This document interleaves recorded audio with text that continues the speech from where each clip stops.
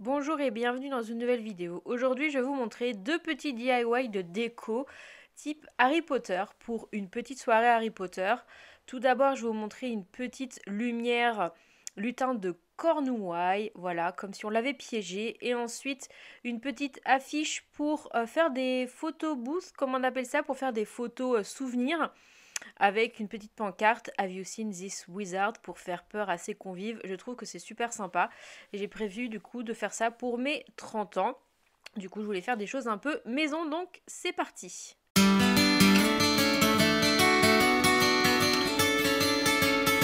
Alors, pour le lutin de Cornouailles, il vous faut une petite jarre en fait, des mouchoirs, une petite lumière voilà, que vous allez pouvoir mettre à l'intérieur, c'est plus simple, une petite image d'un lutin de Cornouailles que vous trouvez sur internet tout simplement, de la colle avec un pinceau. Donc là c'est de la colle blanche pour information que j'ai trouvé à Cultura, et le bocal j'ai trouvé à Imaginia je crois, quelque chose comme ça, vous en trouvez un petit peu partout. Donc on commence par tout simplement venir mettre de la colle à l'intérieur du pot. Donc pour info, c'est un DIY que j'ai trouvé sur internet. Et du coup, je me dis ça pourrait être faire sympa pour ma déco pour mon anniversaire, que je vais faire sur le thème un petit peu Harry Potter sans en faire trop. Je me suis dit ça peut être sympa vu que ça va être le soir, mettre la petite lumière à l'intérieur. Donc on vient mettre du coup la colle tout à l'intérieur. Alors c'est de la colle blanche, mais ça sèche et ça devient transparent après, hein. Faut pas s'inquiéter, quand vous allez voir le petit lutin que je vais coller à l'intérieur, on va voir des traces de colle, mais ça s'est estompé, vous allez voir par la suite. Donc on vient mettre de la colle partout, partout, partout.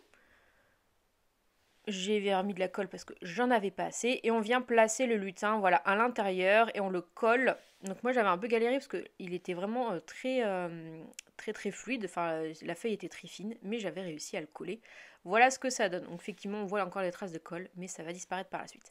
Après, on vient dépioter son mouchoir et on vient mettre les pans de mouchoir à l'intérieur qu'on colle contre les parois. J'avoue, j'ai un peu galéré, je me mettais de la colle partout parce que l'ouverture n'était pas forcément super pratique. Mais on essaye de faire au mieux. Il ne faut pas mettre des couches trop épaisses parce qu'après on voit pas la petite lumière de la petite loupiote qu'on va mettre venir à l'intérieur. Je remets un petit peu de colle pour bien te faire tenir les mouchoirs. Bon, j'avoue, j'ai fait un peu ça à l'arrache parce que j'arrivais pas à faire ce que je voulais, mais le résultat est là et j'étais très contente. Une fois que c'est fini, eh bien, on a juste à venir mettre la lumière à l'intérieur. Et voilà le petit résultat. On voit qu'il y a une petite lumière à l'intérieur. Vous pouvez aussi peindre la petite loupiote en bleu pour faire une couleur lumière bleue. Tout simplement parce que le lutin de Cornouailles, si vous ne savez pas, c'est une petite créature qui est toute bleue. Voilà, donc la voilà piégée dans la petite jarre. Vous pouvez aussi mettre une petite ficelle en mettant attention, lutin de Cornouailles, parce qu'il faut éviter de les faire sortir. Ça part sinon un peu en cacahuète. Donc voilà ce que ça donne. Voilà, je vous ai fait une petite vue un petit peu quand il fait un peu plus sombre, ça ressort vraiment pas mal et on voit que là, bah, on voit plus du tout les traces de colle. Je me dis comme ça, posé sur mon buffet, enfin je vais voir en fonction de la déco. De toute façon, vous reverrez ça dans ma vidéo vlog sur mon anniversaire. Ensuite, pour l'affiche, il vous faut une grande feuille cartonnée que j'ai pris chez Cultura, des ciseaux, mais surtout un cutter, parce que j'ai commencé au ciseau et vous allez voir, c'était une catastrophe, une règle ou un truc un peu dur, des crayons, un feutre et aussi de la colle noire. Vous allez voir que finalement j'ai de la colle, de la peinture noire. Vous allez voir que finalement j'ai utilisé de la peinture noire. Donc on vient de découper. Moi j'avais fait en fonction pour que la tête passe dans le trou. Donc du coup j'ai d'abord fait découper l'entièreté de la feuille. Donc ça faisait à peu près la moitié de la grande feuille cartonnée que j'ai achetée chez Cultura. J'ai pris une couleur un petit peu beige pour faire un peu vieillot. Et là, je viens découper, enfin dessiner du coup le cadre intérieur que je vais venir découper et enlever après. Donc voilà, j'ai mesuré, je me suis dit, ah, ça peut faire, je crois que j'ai pris du 30 par 40, quelque chose comme ça. Pour même un petit peu moins, ou du 30 par 30. Je sais plus exactement, c'est à vous de voir en fonction. Mais moi je m'étais dit voilà, faut qu'au moins la tête puisse rentrer à l'intérieur, ce sera plus simple. Et après du coup, donc j'ai fait un premier essai avec les ciseaux, c'était totalement pourri. Donc là j'ai fait avec le cutter, heureusement que l'autre, j'avais quasiment découpé moite-moite la grande feuille cartonnée, du coup j'avais du rab. Donc voilà, avec le cutter, c'est quand même beaucoup plus propre. J'étais pas du tout satisfaite de moi. Et là j'ai pris quelque chose, évidemment, j'ai mis des bouts en dessous pour éviter de couper ma table. Ce serait vraiment très dommage. Donc voilà, je coupe l'intérieur. Donc après, je viens faire des petits traits pour faire un encadrement autour du trou, si on peut appeler ça un trou, l'ouverture, pour faire, j'ai fait 1 cm. Donc j'ai fait un petit cadre d'1 cm pour faire un cadre noir, tout simplement, qu'en fait je vais venir peindre après avec de la peinture, tout simplement. Donc voilà, je le dessine, je le délimite et je trace tout ça au crayon de bois, papier, crayon gris, en fonction de là où vous venez, ça peut être différent. Moi je dis crayon de bois. Ensuite, je suis venue tracer des lignes en haut pour écrire le Have you seen this wizard. Vous allez voir, le résultat c'est pas très droit, mais c'est pas très grave. L'effort est là, on va dire ça. J'ai pas voulu faire du crayon à papier avant. C'est mon choix, du coup c'était le risque de me louper. Après voilà, j'ai fait un petit peu comme ça. Si ça passait pas, ça passait pas. Et c'est plutôt bien passé. J'ai essayé de voir un peu et de calculer, vous pouvez voir. Donc voilà, j'ai fait un peu à la one again. Vous pouvez le voir juste ici. Ensuite, je suis venue enlever avec ma gomme électrique. Alors ça, j'ai acheté ça. J'ai fait des cours de dessin quand j'étais plus jeune et j'avais ça au cours de dessin et j'ai toujours rêvé d'en avoir une chez moi. Et du coup, j'en ai acheté une il n'y a pas si longtemps que ça et c'est trop bien.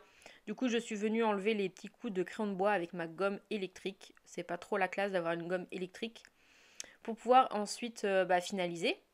Vous voyez, j'ai mis du texte aussi en dessous, le texte qu'on peut retrouver sur les affiches Have you seen this wizard de Sirius Black.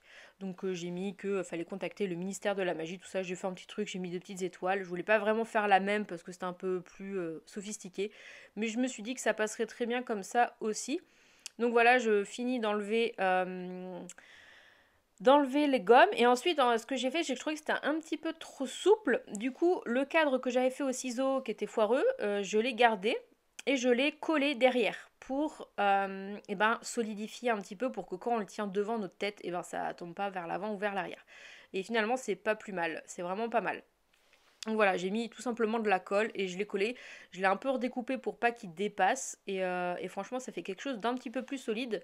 Donc, très bonne idée. Voilà, si vous voulez suivre cet exemple, n'hésitez pas. Ça fait vraiment beaucoup plus quali, je trouve, un petit peu plus épais. Ensuite, on va passer à la peinture. Voilà, j'ai pris de la peinture noire. J'avais fait le trait au crayon, au feutre noir pour le délimiter. Puis après, du coup, j'ai pris simplement de la peinture que j'ai achetée chez Cultura. Franchement, chez Cultura, vous trouvez vraiment de tout. Donc voilà, avec mon petit pinceau, je viens faire la peinture et j'avais mis quelque chose en dessous pour évidemment dépasser sans tacher ma table, sachant que bon, c'est de la peinture à l'eau, hein. Donc de toute façon, ça aurait pas taché la table, mais bon, moi comme ça, c'était plutôt pas mal. Et puis après, j'ai laissé sécher. Et tout simplement, ma pancarte est prête. On va pouvoir faire de belles photos. J'ai aussi acheté des petits éléments photobooth spécial Harry Potter, genre un petit chapeau, des petits trucs comme ça sur des baguettes. Et franchement, ce sera pas mal avec un Polaroid. Ce sera nickel. Voilà, je suis plutôt contente du résultat. J'ai fait quelques petits trucs maison. Et voilà le résultat pour la pancarte. On a la place de passer notre petite tête, de faire la tête qu'on veut pour les photos. Voilà, j'espère que cette petite vidéo très simple sur 2 petits DIY pour une soirée Harry Potter, anniversaire ou autre, vous aura plu. Et du coup, voilà les petits méchants. On se retrouve la semaine prochaine dans une nouvelle vidéo. À bientôt!